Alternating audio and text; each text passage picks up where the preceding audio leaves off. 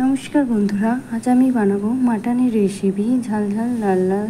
তো উনুনে দেখুন কিভাবে রেসিপিটা করছি। এখানে সমস্ত কিছু আমি নিয়ে নিয়েছি আর মাটনটা দুটো সিটি দিয়ে আগে থেকে রেখে দিয়েছি। কড়াইতে তেজপাতা, পেঁয়াজ, কাঁচা লঙ্কা দিয়ে ভালোভাবে পেঁয়াজটাকে ভেজে নিচ্ছি। ভালোভাবে ভাজা হয়ে গেলে বাটা মশলাটা আমি দিয়ে দিলাম। এর মধ্যে আছে আদা, রসুন, জিরে, ধনে, একটু পরিমাণে জল দিয়ে দিলাম, পরিমাণ মতো হলুদ।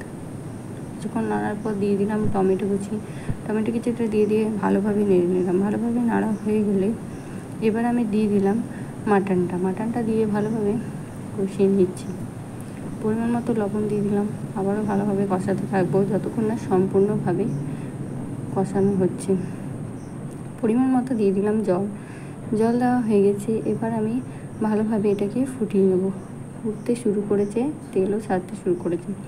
এভাবে যতক্ষণ না তেলটা পুরোপুরি ছেড়ে দেবে আর ভালোভাবে সেদ্ধ হয়ে যাবে ততক্ষণ মাটনটা ফুটিয়ে নেবো। আর এটা চর্বিটা আমি আলাদা করে রেখেছিলাম, যখন ফুটবে তখন এটা দিয়ে দিলে ভালো হয়। আর আগে দিয়ে দিলে চর্বিটা গলে যাওয়ার সম্ভাবনা আছে, তাই কিছুক্ষণ আবারও ফুটিয়ে নেব।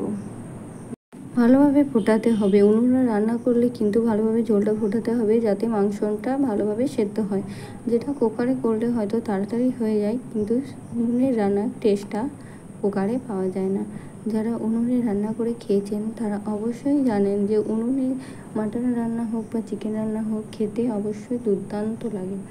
তাই আমার হয়ে গেল, এখনও পুরোপুরি সম্পূর্ণ হয়নি। এবার আমি উপর থেকে দিয়ে দেবো গরম মশলা।